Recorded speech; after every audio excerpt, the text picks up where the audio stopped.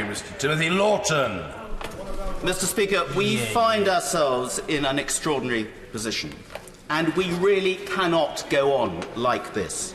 It is exasperating our constituents, our businesses, our farmers. It's exasperating this House and all its members. This has got to be resolved, not just kicked down the road even further. It is difficult to envisage how we could be in a worse position than we are now, except, of course, if the Leader of the Opposition was running things officially. So it is time, Mr. Speaker, for a few home truths. This Act is a catastrophe. It is the culmination of weeks and months of attempts to obfuscate the single largest manifestation of the democratic will of the people of our country for the government and this House to deliver Brexit. Yet that clear instruction, I fear, appears as elusive as ever. This Act is the latest demonstration of Remain supporting MPs who think they can overrule the will of constituents in the 406 parliamentary constituencies who voted to leave in the referendum, in telling us constantly what they oppose and what they want to thwart, but rarely coming together responsibly to find a solution which we can rally behind to fulfil the will and wishes of our people. What we have witnessed, Mr. Speaker, is no less than a conspiracy of chaos to undermine Brexit. Saboteurs from backbenches and some frontbenchers trying to hamstring the Prime Minister's hand in trying to negotiate a workable deal by increasingly restricting the alternatives available to her. And a Labour Party whose policy has been to oppose everything and to fuel the chaos and, in a minute, and indecision, where their prime objective is just party political advantage. I'll give way. Gentlemen, for giving way.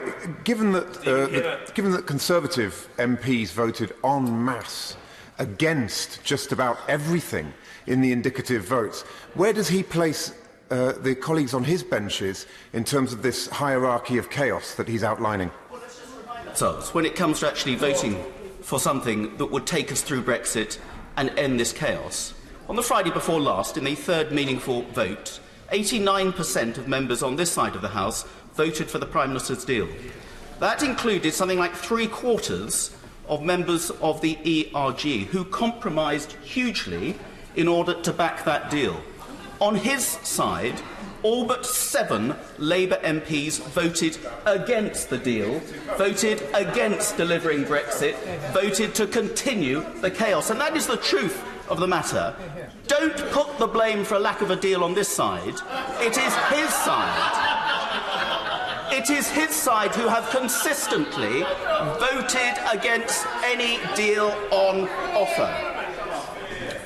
And that includes Labour backbenchers in a difficult position where they have constituents who voted by 60%, 70% to leave, but they now think they know better. And that conspiracy of chaos includes the independent group members who have a vested interest, a strong vested interest, in continuing the chaos and debate on Brexit, because the minute it is resolved, well, I haven't finished criticising him yet.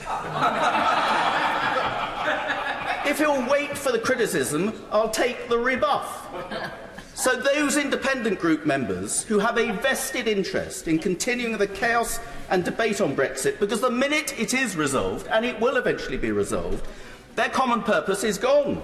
And they'll actually have to come up with some non-Brexit policies that they can all agree on with each other. Now I'll give way. I'm extremely grateful to the honourable member. I would just say one thing to him. The reason that the members of the independent group voted the way they did is because we know and we recognise, along with many members on both sides, that leaving the European Union will be an absolute disaster for our country, and therefore we should put any proposed deal back to the people to give them the final say. Of course, on page 24 of his then party's manifesto, and on page 36 of my party's manifesto, members of the independent group voted, held themselves up to their electorate to make sure Brexit became a reality. No second referendum, no thinking about it again. voted to make Brexit, put themselves forward for election to make Brexit a reality. So that just doesn't wash, I'm afraid, Mr. Speaker. And of course then we've got the SNP, who are only interested in Scotland in isolation, but are at least consistent. But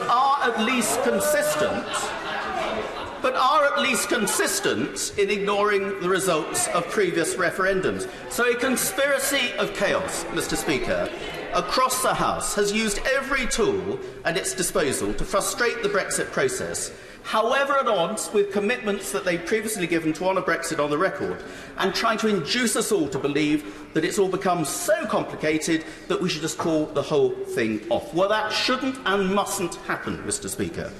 So despite me having argued for and voted for a solution to Brexit by supporting the Prime Minister's deal on the last two occasions, as I'm duty-bound to deliver for my constituents who voted for me to do that, those who have consistently voted no to any solution now hold sway, and this bill just enshrines that conspiracy of chaos in law to extend the uncertainty. This Act, Mr. Speaker, I believe is an unprecedented abuse of parliamentary procedure, steamrolling the will of the minority through Parliament to change the rules of the game midway as well. I'm not going to give way to the honourable gentleman, no. So faced with that abuse, faced with the inability, I'm afraid, of the Prime Minister to control her Cabinet or her government or indeed Parliament, faced with the determination of some colleagues on this side who should know better but seem hell-bent on flouting the instruction of the people who voted them in, I see no obvious way out of this mess that this House will rally behind.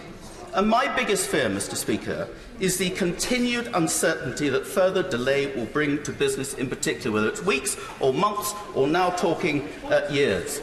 We've not just kicked the can down the road, we've now kicked it into the cul-de-sac, and we're kicking it round and round the cul-de-sac, getting nowhere. So I want to make a plea directly to the EU, Mr. Speaker. We hear that the European Union and European leaders have increasingly bypassed government and ministers and appealed to individual members of this House to gain some semblance on what is going on. So let me make this appeal now to President Macron and to Chancellor Merkel in particular and her colleagues. Please put us out of our misery now, as this House and this government appear incapable of doing.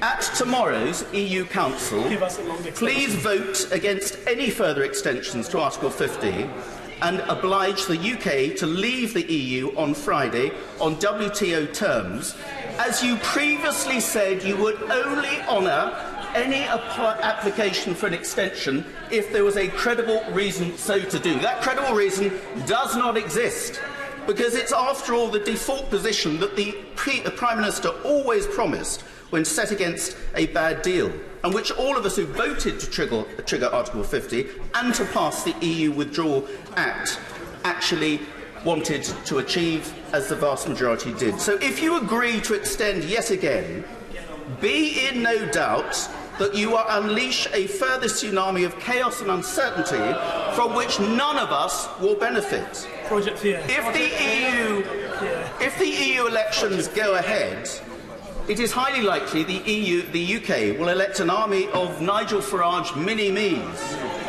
who I'm afraid will wreak havoc with the European Parliament and wreck your calculations about the balance of power within the EU. Let's be realistic. There is no prospect of any agreement between the government and the leader of the opposition in these current talks, and certainly not an agreement which can carry the majority of members on this side with it. In a matter of months, it's unlikely that you'll be dealing with another Prime Minister as well, who you may find less easy to negotiate with as well. If an extension runs for another year, you will have to resign yourself to a further year of disagreement and obfuscation in this House, with the knock-on effects of chaos and undermining of regular EU processes, the budget and other measures to be negotiated. Mr. Speaker, my appeal to the EU is, if you value the future of the EU, you do not want us to remain an integral part of it in the current circumstances.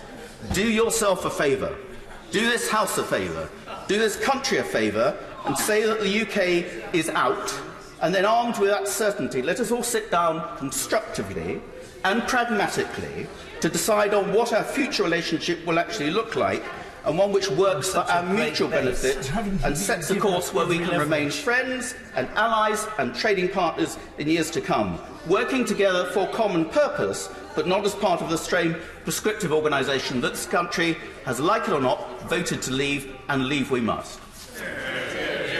Yvette Cooper. Thank you.